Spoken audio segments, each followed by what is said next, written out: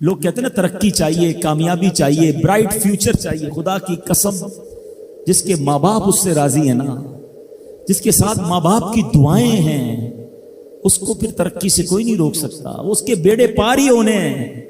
اور ساری دنیا واہ واہ کر رہی، ماں باپ پریشان ہے، وہ برباد ہی ہونا ہے.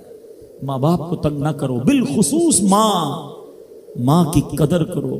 ماں کا کوئی نیبل بدل نہیں ہے. اور یہ دعا دے دے تو بندہ کدھر پہنچ جاتا ہے. اچھا پھر آج کل ایک اور ٹرینڈ چلا ہے، کسی بھی طرح کا زندگی میں مقام بڑھ گیا نا، مشہور ہو گیا، اب وہ ماں باپ پر بھی روب جما رہا ہوتا ہے. پتہ نہیں میں کتنا بڑا آدمی ہو گیا ہوں، اب میں آپ کی خدمت کہاں سے کروں گا بھائی، ٹائم ہی کہاں ہے میرے پاس.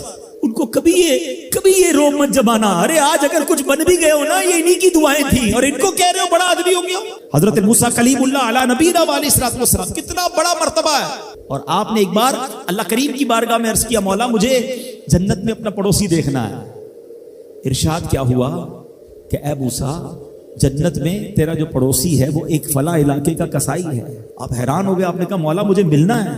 ایڈریس بتایا گیا، آپ چلے گئے وہاں پر. ایک نوجوان نے دروازہ کھولا، آپ اندر گئے. گھر میں گئے تو دو بوڑھے ماں باپ، بوڑھی شخصیات تھی.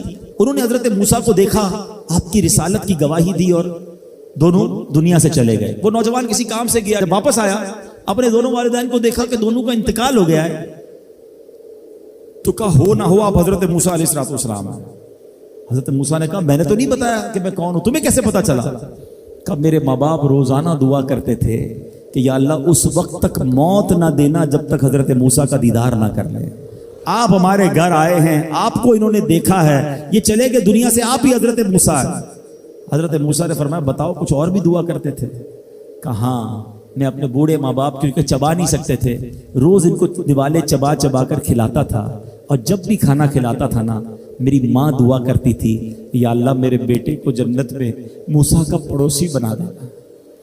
حضرت موسیٰ کہتے بیٹا تیری ماں کی دعا قبول ہو گئی ہے، تو ہی جنت میں میرا پڑوسی ہے. یہ ہے ماں کی دعا، اور یہ وہ دعا ہے جو بن مانگے مل رہی ہے، جو ماں کے دل سے نکل رہی ہے. آؤ میں بتاؤں کچھ بڑے آدمی، واقعی جس کو کہتے ہیں بڑا آدمی کون ہوتا ہے. امام اعظم ابو حنیفہ رضی اللہ تعالیٰ سے بڑا تو کوئی نہیں نا، کتنے بڑے وقت کے امام ہیں.